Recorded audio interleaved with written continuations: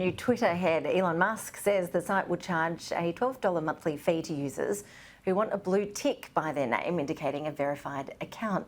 Joining us live now is Scheeler, the former CEO of Facebook Australia and current head of Omniscient Neurotechnology.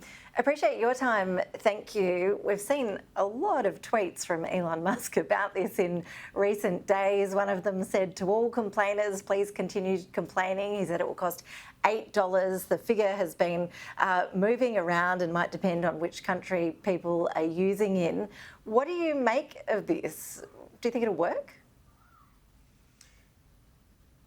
There's been a lot of speculation over the years about, could you make social media more of a subscription-based platform so that it's not just free, people would pay, and as a result, maybe they get less ads, maybe they get special services, special features.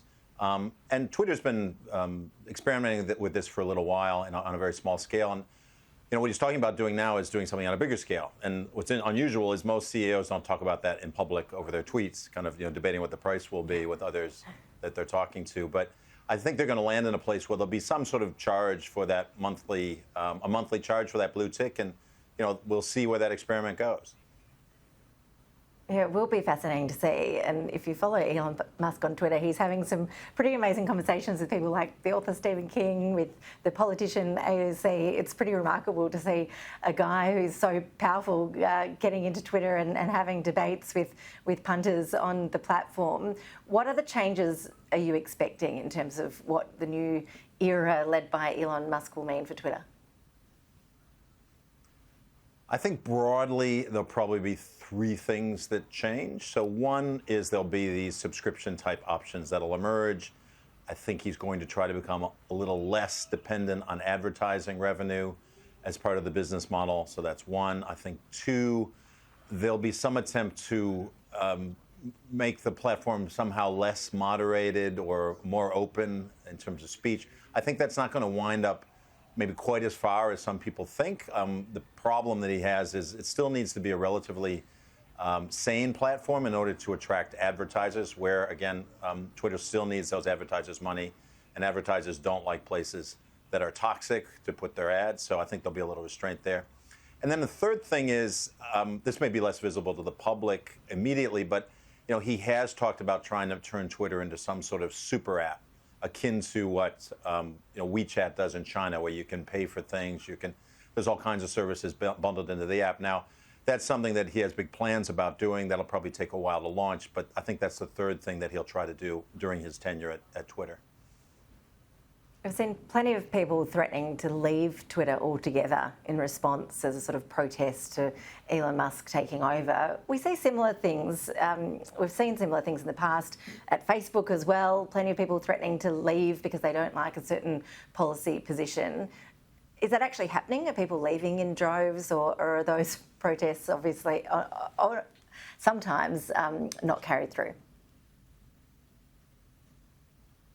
It seems, look, every once in a while something happens on social media and different users say, I'm leaving the platform. And sure, some people do leave, some big figures leave, some bigger figures get kicked off, as we've seen.